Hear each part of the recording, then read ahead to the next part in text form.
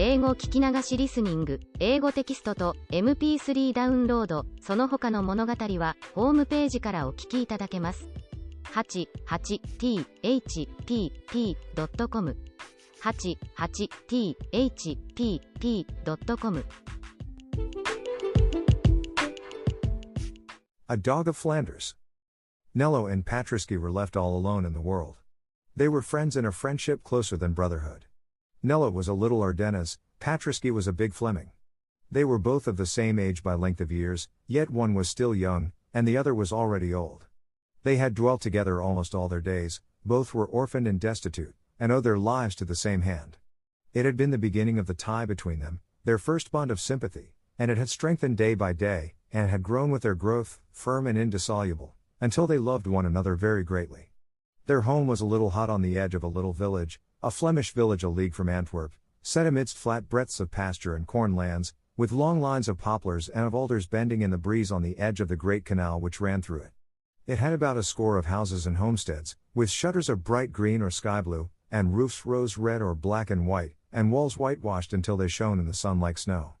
In the center of the village stood a windmill, placed on a little moss-grown slope. It was a landmark to all the level country round.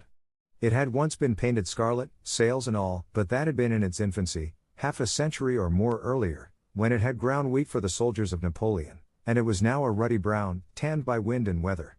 It went queerly by fits and starts, as though rheumatic and stiff in the joints from age, but it served the whole neighborhood, which would have thought it almost as impious to carry grain elsewhere as to attend any other religious service than the mass that was performed at the altar of the little old grey church, with its conical steeple, which stood opposite to it, and whose single bell rang morning, noon, and night with that strange, subdued, hollow sadness which every bell that hangs in the Low Countries seems to gain as an integral part of its melody. Within sound of the little melancholy clock almost from their birth upward, they had dwelt together, Nello and Patriski, in the little hut on the edge of the village, with the cathedral spire of Antwerp rising in the northeast, beyond the great green plain of seeding grass and spreading corn that stretched away from them like a tideless, changeless sea. It was the hut of a very old man, of a very poor man, of old Jehan Doss, who in his time had been a soldier, and who remembered the wars that had trampled the country as oxen tread down the furrows, and who had brought from his service nothing except a wound, which had made him a cripple. When old Jehan Doss had reached his full 80, his daughter had died in the Ardennes, hard by Stavelot, and had left him in legacy her 2-year-old son. The old man could ill contrive to support himself, but he took up the additional burden uncomplainingly, and it soon became welcome and precious to him. Little Nello, which was but a pet diminutive for Nicholas, throve with him, and the old man and the little child lived in the poor little hut contentedly. It was a very humble little mud hut indeed, but it was clean and white as a seashell, and stood in a small plot of garden ground that yielded beans and herbs and pumpkins. They were very poor, terribly poor, many a day they had nothing at all to eat. They never by any chance had enough. To have had enough to eat would have been to have reached paradise at once. But the old man was very gentle and good to the boy, and the boy was a beautiful, innocent, truthful, tender-hearted creature, and they were happy on a crust and a few leaves of cabbage, and asked no more of earth or heaven, save indeed that Patriski should be always with them, since without Patriski where would they have been? For Patriski was their alpha and omega, their treasury and granary, their store of gold and want of wealth, their breadwinner and minister, their only friend and comforter. Patriski dead or gone from them, they must have laid themselves down and died likewise. Patriski was body, brains, hands, head, and feet to both of them. Patriski was their very life, their very soul. For Jehan Doss was old and a cripple, and Nello was but a child, and Patriski was their dog.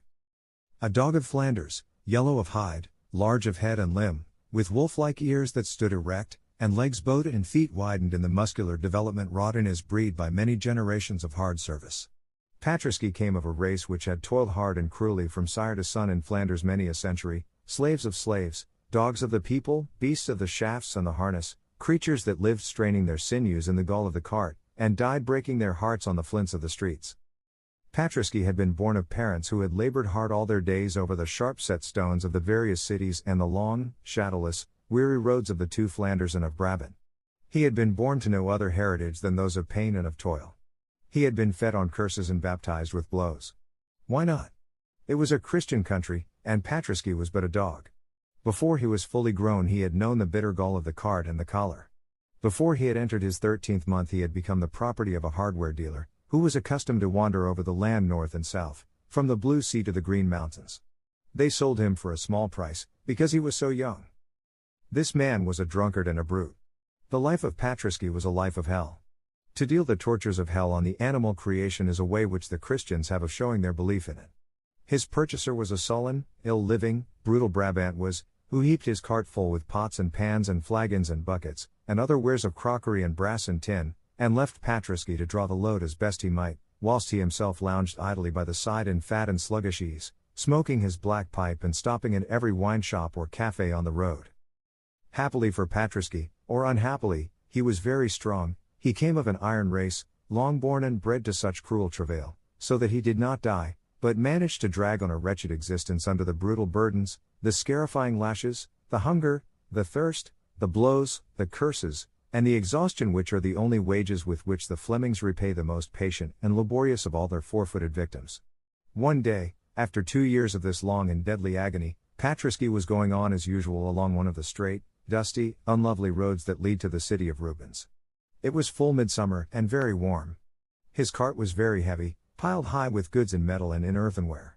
His owner sauntered on without noticing him otherwise than by the crack of the whip as it curled round his quivering loins. The Brabant had paused to drink beer himself at every wayside house, but he had forbidden Patrisky to stop a moment for a draught from the canal. Going along thus, in the full sun, on a scorching highway, having eaten nothing for 24 hours, and, which was far worse to him, not having tasted water for near 12, being blind with dust, sore with blows, and stupefied with the merciless weight which dragged upon his loins, Patrisky staggered and foamed a little at the mouth, and fell. He fell in the middle of the white, dusty road, in the full glare of the sun. He was sick unto death, and motionless. His master gave him the only medicine in his pharmacy, kicks and oaths and blows with a cudgel of oak, which had been often the only food and drink, the only wage and reward, ever offered to him. But Patrisky was beyond the reach of any torture or of any curses. Patrisky lay, dead to all appearances, down in the white powder of the summer dust. After a while, finding it useless to assail his ribs with punishment and his ears with maledictions, the Brabant was, deeming life gone in him, or going so nearly that his carcass was forever useless, unless indeed some one should strip it of the skin for gloves, cursed him fiercely in farewell, struck off the leathern bands of the harness, kicked his body aside into the grass, and, groaning and muttering in savage wrath, pushed the cart lazily along the road uphill, and left the dying dog for the ants to sting and for the crows to pick. It was the last day before Kermesse away at Louvain, and the Brabant was in haste to reach the fair and get a good place for his truck of brass wares. He was in fierce wrath, because Patrisky had been a strong and much enduring animal, and because he himself had now the hard task of pushing his charrette all the way to Louvain. But to stay to look after Patrisky never entered his thoughts. The beast was dying and useless, and he would steal, to replace him, the first large dog that he found wandering alone out of sight of its master. Patrisky had cost him nothing, or next to nothing, and for 2 long, cruel years had made him toil ceaselessly in his service from sunrise to sunset, through summer and winter, in fair weather and foul. He had got a fair use and a good profit out of Patrisky. Being human, he was wise, and left the dog to draw his last breath alone in the ditch, and have his bloodshot eyes plucked out as they might be by the birds, whilst he himself went on his way to beg and to steal, to eat and to drink, to dance and to sing, in the mirth at Louvain. A dying dog, a dog of the cart, why should he waste hours over its agonies at peril of losing a handful of copper coins, at peril of a shout of laughter? Patrisky lay there, flung in the grass-green ditch. It was a busy road that day, and hundreds of people, on foot and on mules, in wagons or in carts, went by, tramping quickly and joyously on to Louvain. Some saw him, most did not even look, all passed on. A dead dog more or less, it was nothing in Brabant, it would be nothing anywhere in the world. After a time, among the holidaymakers, there came a little old man who was bent and lame and very feeble. He was in no guise for feasting, he was very poorly and miserably clad, and he dragged his silent way slowly through the dust among the pleasure-seekers. He looked at Patrisky, paused, wondered, turned aside, then kneeled down in the rank grass and weeds of the ditch, and surveyed the dog with kindly eyes of pity. There was with him a little rosy, fair-haired, dark-eyed child of a few years old, who pattered in amidst the bushes, for him breast-high, and stood gazing with a pretty seriousness upon the poor, great, quiet beast. Thus it was that these two first met, the little Nello and the big Patrisky. The upshot of that day was, that old Jehan Doss, with much laborious effort, drew the sufferer homeward to his own little hut, which was a stone's throw off amidst the fields, and there tended him with so much care that the sickness, which had been a brain seizure brought on by heat and thirst and exhaustion, with time and shade and rest passed away, and health and strength returned, and Patriski staggered up again upon his four stout, tawny legs. Now for many weeks he had been useless, powerless, sore, near to death, but all this time he had heard no rough word, had felt no harsh touch, but only the pitying murmurs of the child's voice and the soothing caress of the old man's hand. In his sickness they too had grown to care for him, this lonely man and the little happy child. He had a corner of the hut, with a heap of dry grass for his bed, and they had learned to listen eagerly for his breathing in the dark night, to tell them that he lived, and when he first was well enough to essay aloud, hollow, broken bay, they laughed aloud, and almost wept together for joy at such a sign of his sure restoration, and little Nello, in delighted glee, hung round his rugged neck with chains of marguerites, and kissed him with fresh and ruddy lips. So then, when Patriski arose, himself again, strong, big, gaunt, powerful, his great wistful eyes had a gentle astonishment in them that there were no curses to rouse him and no blows to drive him, and his heart awakened to a mighty love, which never wavered once in its fidelity whilst life abode with him.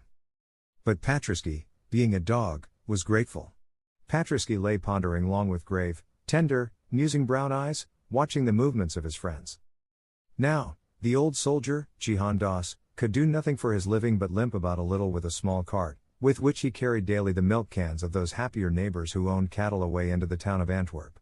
The villagers gave him the employment a little out of charity, more because it suited them well to send their milk into the town by so honest a carrier, and bide at home themselves to look after their gardens, their cows, their poultry, or their little fields. But it was becoming hard work for the old man. He was 83, and Antwerp was a good league off, or more. Patriski watched the milk cans come and go that one day when he had got well and was lying in the sun with the wreath of marguerites round his tawny neck. The next morning, Patriski, before the old man had touched the cart, arose and walked to it and placed himself betwixt its handles, and testified as plainly as dumb show could do his desire and his ability to work in return for the bread of charity that he had eaten. Jihan Das resisted long, for the old man was one of those who thought it a foul shame to bind dogs to labor for which nature never formed them. But Patriski would not be gainsaid. Finding they did not harness him, he tried to draw the cart onward with his teeth. At length Jihan Das gave way, vanquished by the persistence and the gratitude of this creature whom he had succored. He fashioned his cart so that Patriski could run in it, and this he did every morning of his life thenceforward.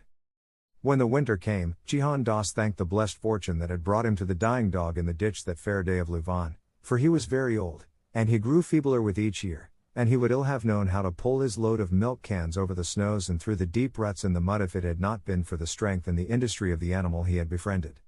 As for Patriski, it seemed heaven to him. After the frightful burdens that his old master had compelled him to strain under, at the call of the whip at every step, it seemed nothing to him but amusement to step out with this little light green cart, with its bright brass cans, by the side of the gentle old man who always paid him with a tender caress and with a kindly word. Besides, his work was over by 3 or 4 in the day, and after that time he was free to do as he would, to stretch himself, to sleep in the sun, to wander in the fields, to romp with the young child, or to play with his fellow dogs. Patriski was very happy. Fortunately for his peace, his former owner was killed in a drunken brawl at the Kermesse of Mechlin, and so sought not after him nor disturbed him in his new and well-loved home. A few years later, old Jihan Das, who had always been a cripple, became so paralyzed with rheumatism that it was impossible for him to go out with the cart any more. Then little Nello, being now grown to his 6th year of age, and knowing the town well from having accompanied his grandfather so many times, took his place beside the cart, and sold the milk and received the coins in exchange, and brought them back to their respective owners with a pretty grace and seriousness which charmed all who beheld him. The little Ardennes was a beautiful child, with dark, grave, tender eyes, and a lovely bloom upon his face, and fair locks that clustered to his throat, and many an artist sketched the group as it went by him, the green cart with the brass flagons of Tenier and Miris and Van Tal, and the great tawny-colored, massive dog, with his belt harness that chimed cheerily as he went, and the small figure that ran beside him which had little white feet and great wooden shoes, and a soft, grave, innocent, happy face like the little fair children of Rubens. Nello and Patriski did the work so well and so joyfully together that Jihan Das himself, when the summer came and he was better again, had no need to stir out, but could sit in the doorway in the sun and see them go forth through the garden wicket, and then doze and dream and pray a little, and then awake again as the clock tolled 3 and watch for their return. And on their return Patriski would shake himself free of his harness with a bay of glee, and Nello would recount with pride the doings of the day, and they would all go in together to their meal of rye bread and milk or soup, and would see the shadows lengthen over the great plain, and see the twilight veil the fair cathedral spire, and then lie down together to sleep peacefully while the old man said a prayer. So the days and the years went on, and the lives of Nello and Patriski were happy, innocent and healthful.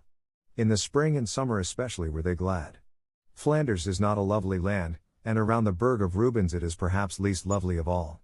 Corn and colza, pasture and plough, succeed each other on the characterless plain in wearying repetition, and save by some gaunt grey tower, with its peal of pathetic bells, or some figure coming athwart the fields, made picturesque by a gleaner's bundle or a woodman's faggot, there is no change, no variety, no beauty anywhere, and he who has dwelt upon the mountains or amidst the forests feels oppressed as by imprisonment with the tedium and the endlessness of that vast and dreary level. But it is green and very fertile, and it has wide horizons that have a certain charm of their own even in their dullness and monotony, and among the rushes by the waterside the flowers grow, and the trees rise tall and fresh where the barges glide with their great hulks black against the sun, and their little green barrels and vari-colored flags gay against the leaves.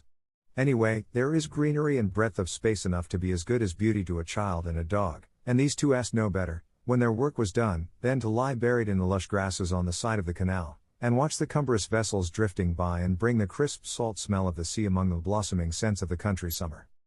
True, in the winter it was harder, and they had to rise in the darkness and the bitter cold, and they had seldom as much as they could have eaten any day, and a hut was scarce better than a shed when the nights were cold, although it looked so pretty in warm weather, buried in a great kindly clambering vine, that never bore fruit, indeed, but which covered it with luxuriant green tracery all through the months of blossom and harvest. In winter the winds found many holes in the walls of the poor little hut, and the vine was black and leafless, and the bare lands looked very bleak and drear without, and sometimes within the floor was flooded and then frozen. In winter it was hard, and the snow numbed the little white limbs of Nello, and the icicles cut the brave, untiring feet of Patriski. But even then they were never heard to lament, either of them. The child's wooden shoes and the dog's 4 legs would trot manfully together over the frozen fields to the chime of the bells on the harness, and then sometimes, in the streets of Antwerp, some housewife would bring them a bowl of soup and a handful of bread, or some kindly trader would throw some billets of fuel into the little cart as it went homeward, or some woman in their own village would bid them keep a share of the milk they carried for their own food, and they would run over the white lands, through the early darkness, bright and happy, and burst with a shout of joy into their home. So, on the whole, it was well with them, very well, and Patriski, meeting on the highway or in the public streets the many dogs who toiled from daybreak into nightfall, paid only with blows and curses, and loosened from the shafts with a kick to starve and freeze as best they might, Patriski in his heart was very grateful to his fate, and thought it the fairest and the kindliest the world could hold. Though he was often very hungry indeed when he lay down at night, though he had to work in the heats of summer noons and the rasping chills of winter dawns, though his feet were often tender with wounds from the sharp edges of the jagged pavement, though he had to perform tasks beyond his strength and against his nature, yet he was grateful and content, he did his duty with each day, and the eyes that he loved smiled down on him. It was sufficient for Patriski. There was only one thing which caused Patriski any uneasiness in his life, and it was this. Antwerp, as all the world knows, is full at every turn of old piles of stones, dark and ancient and majestic, standing in crooked courts, jammed against gateways and taverns, rising by the water's edge, with bells ringing above them in the air, and ever and again out of their arched doors a swell of music pealing. There they remain, the grand old sanctuaries of the past, shut in amidst the squalor, the hurry, the crowds, the unloveliness and the commerce of the modern world, and all day long the clouds drift and the birds circle and the winds sigh around them, and beneath the earth at their feet there sleeps, Rubens. And the greatness of the mighty master still rests upon Antwerp, and wherever we turn in its narrow streets his glory lies therein, so that all mean things are thereby transfigured, and as we pace slowly through the winding ways, and by the edge of the stagnant water, and through the noisome courts, his spirit abides with us, and the heroic beauty of his visions is about us, and the stones that once felt his footsteps and bore his shadow seem to arise and speak of him with living voices. For the city which is the tomb of Rubens still lives to us through him, and him alone. It is so quiet there by that great white sepulchre, so quiet, save only when the organ peals and the choir cries aloud the Salve Regina or the Kyrie eleison.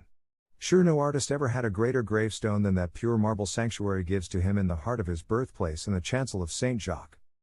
Without Rubens, what were Antwerp? A dirty, dusky, bustling mart, which no man would ever care to look upon save the traders who do business on its wharves.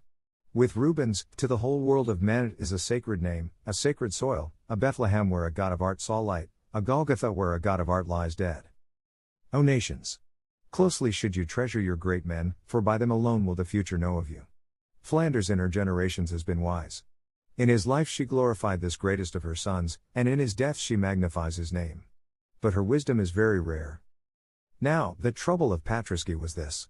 Into these great, sad piles of stones, that reared their melancholy majesty above the crowded roofs, the child Nello would many and many a time enter, and disappear through their dark arched portals, whilst Patrisky, left without upon the pavement, would wearily and vainly ponder on what could be the charm which thus allured from him his inseparable and beloved companion.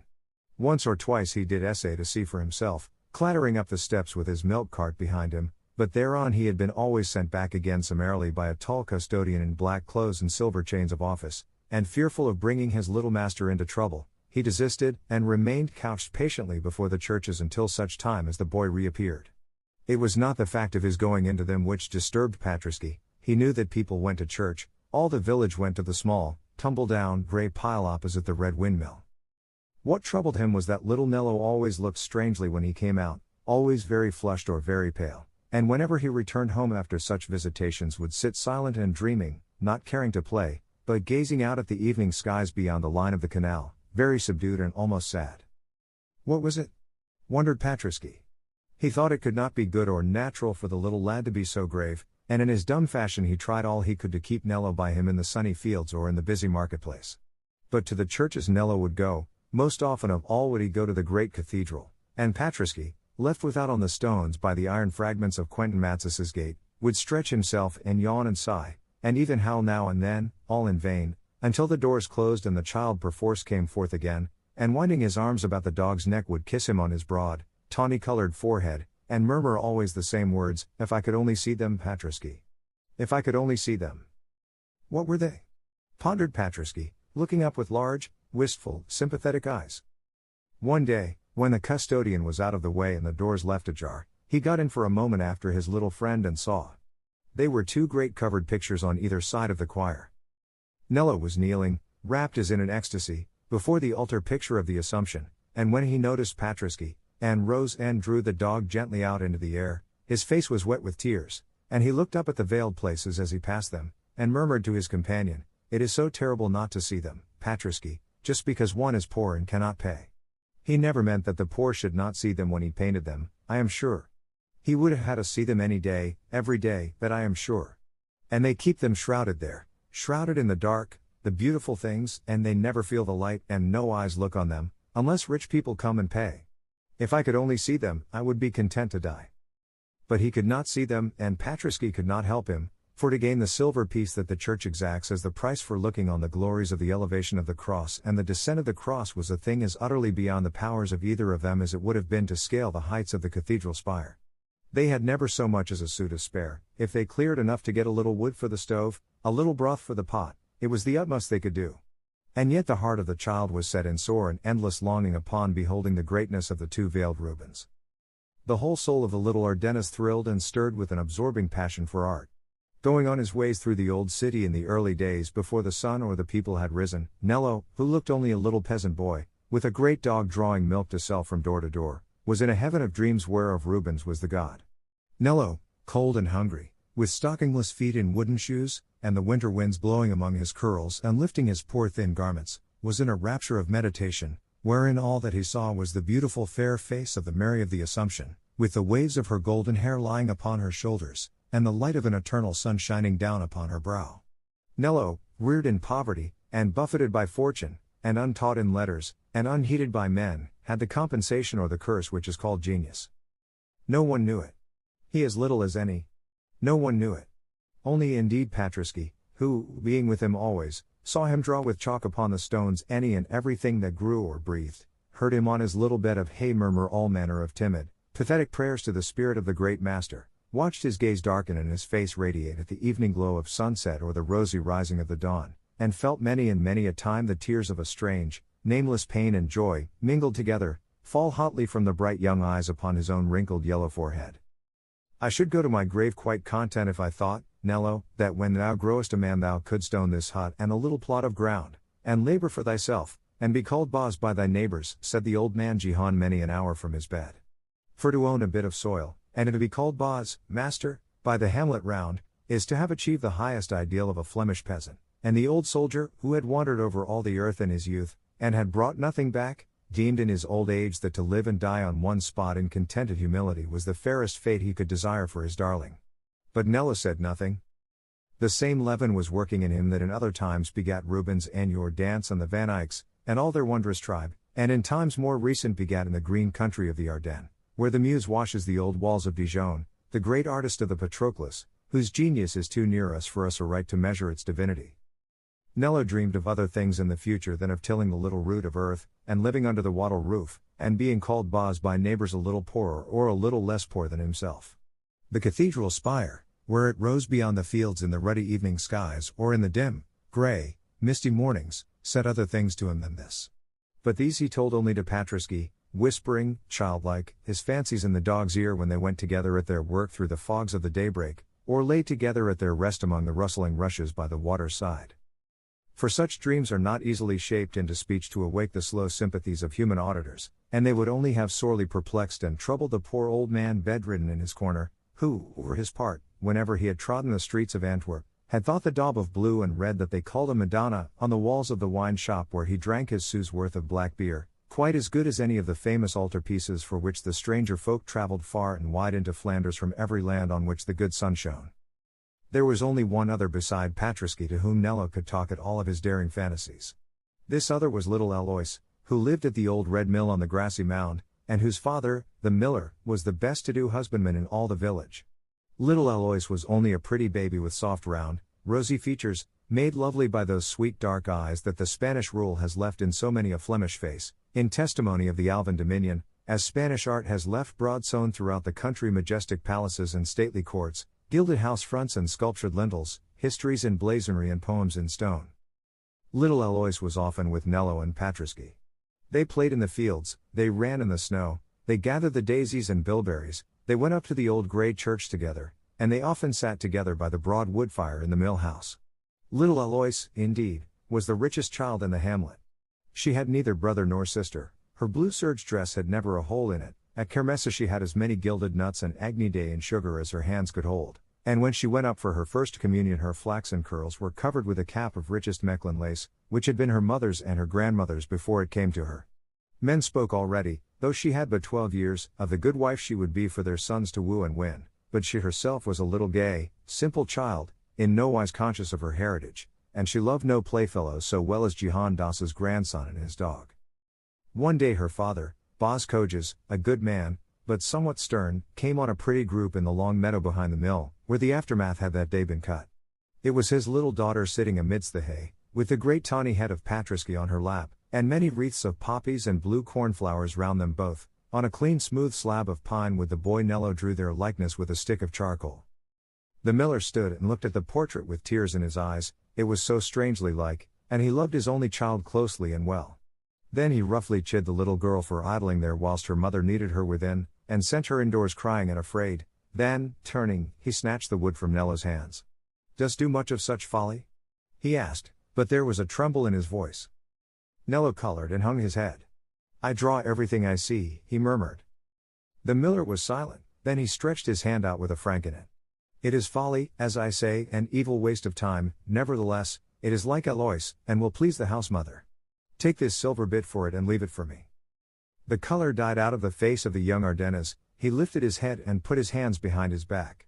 "Keep your money and the portrait both, Bos Kojes," he said, simply. "You have been often good to me." Then he called Patriski to him, and walked away across the field. "I could have seen them with that franc," he murmured to Patriski, "but I could not sell her picture, not even for them." Bos Kojes went into his mill house sore troubled in his mind. "That lad must not be so much with Alois," he said to his wife that night. "Trouble may come of it hereafter, he is 15 now, and she is 12, and the boy is comely of face and form." "And he is a good lad and a loyal," said the housewife, feasting her eyes on the piece of pine wood where it was throned above the chimney with a cuckoo clock in oak and a Calvary in wax.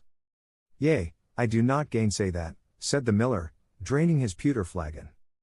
"Then, if what you think of were ever to come to pass," said the wife, hesitatingly, "would it matter so much? She will have enough for both, and one cannot be better than happy." "You are a woman," and therefore a fool, said the miller, harshly, striking his pipe on the table. The lad is naught but a beggar, and, with these painters' fancies, worse than a beggar. Have a care that they are not together in the future, or I will send the child to the surer keeping of the nuns of the Sacred Heart.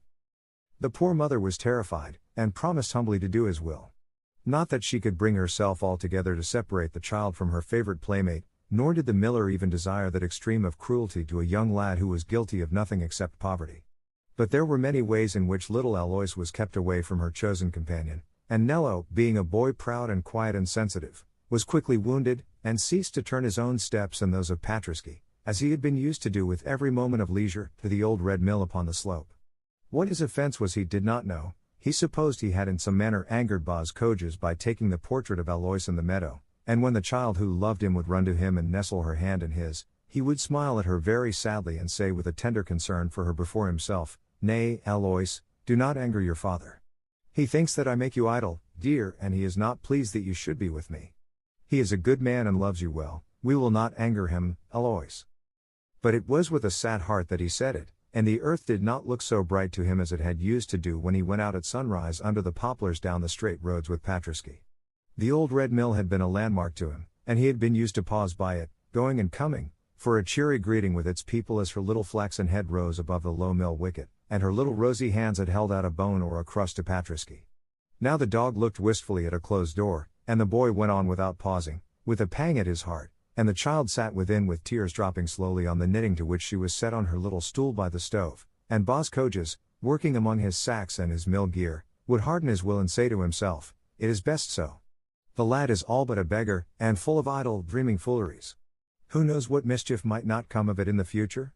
So he was wise in his generation, and would not have the door unbarred, except upon rare and formal occasion, which seemed to have neither warmth nor mirth in them to the two children, who had been accustomed so long to a daily gleeful, careless, happy interchange of greeting, speech, and pastime, with no other watcher of their sports or auditor of their fancies than Patriski, sagely shaking the brazen bells of his collar and responding with all a dog's swift sympathies to their every change of mood. All this while the little panel of pine wood remained over the chimney in the mill kitchen with the cuckoo clock and the waxen calvary, and sometimes it seemed to Nello a little hard that whilst his gift was accepted he himself should be denied. But he did not complain. It was his habit to be quiet. Old Jehan Doss had said ever to him, "We are poor, we must take what God sends, the ill with the good, the poor cannot choose." To which the boy had always listened in silence, being reverent of his old grandfather, but nevertheless a certain vague, sweet hope, such as beguiles the children of genius, had whispered in his heart, "Yet the poor do choose sometimes, choose to be great, so that men cannot say them nay."